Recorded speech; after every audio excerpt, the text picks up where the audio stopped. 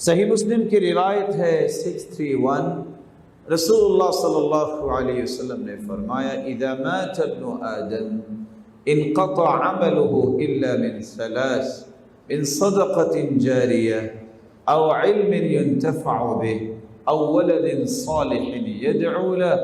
جب انسان دنیا سے چلا جاتا ہے تو تمام اعمال منقطع ہو جاتے ہیں سوائے 3 اعمال کے۔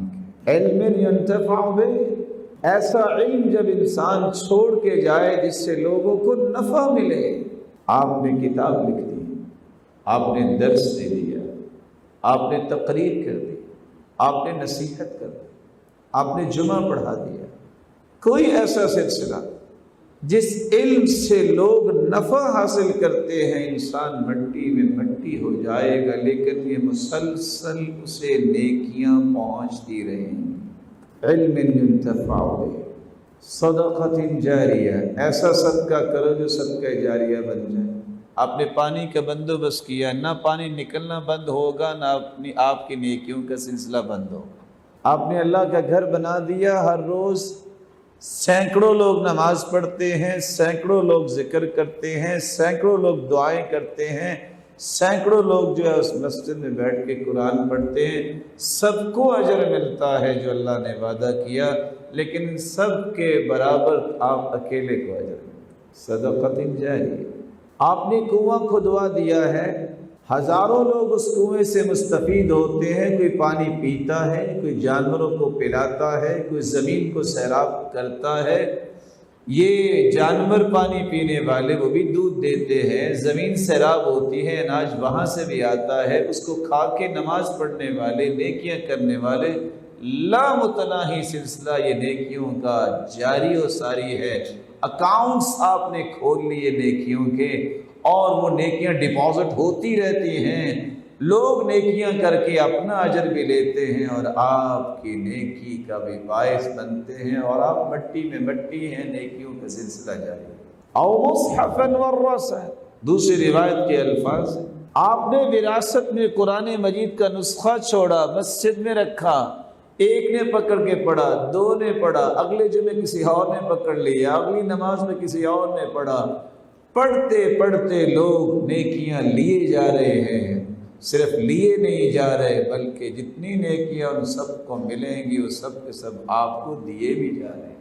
من علم علما ونشرہ، انسان مٹی میں مٹی ہو جاتا ہے، جو اس نے پڑھا دیا، جو اس نے سکھا دیا، خود پڑھا لکھا نہیں ہے، علم والوں کے ساتھ کھڑا ہو گیا، اس کی نشر و اشاعت کا باعث بنا کہ ہاں میں بھی آپ کے ساتھ ہوں، آپ لوگ پڑھا رہے ہیں تو میں بھی آپ کی کمیٹی میں شامل ہوں، میں اپنا مال بھی خرچ کروں گا، وقت بھی خرچ کروں گا، صلاحیت بھی لگاؤں گا، مشورہ بھی دوں گا، رائے بھی پیش کروں گا۔ من علم علما ونشرہ، سینکڑوں لوگ پڑھ کے جاتے ہیں، وہ آگے جا کے پڑھاتے ہیں، وہ آگے جا کے پڑھاتے ہیں، یہ سلسلہ چلتا ہی رہتا ہے۔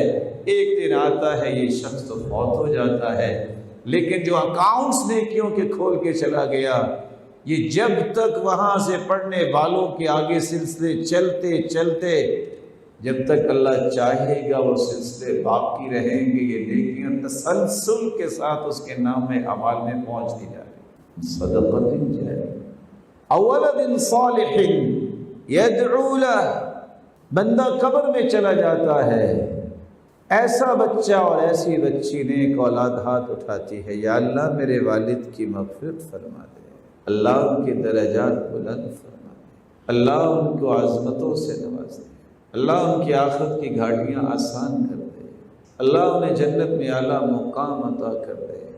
یہ اولاد دعا کرتی ہے، وہ تو قبر میں ہے، لیکن اس دعا کی وجہ سے قیامت کا دن ہوگا، بندہ کہے گا یا اللہ یہ پہاڑ نیکیوں کا جو آیا ہے یہ کہاں سے آ گیا، میں نے تو یہ نیکی کی نہیں تھی۔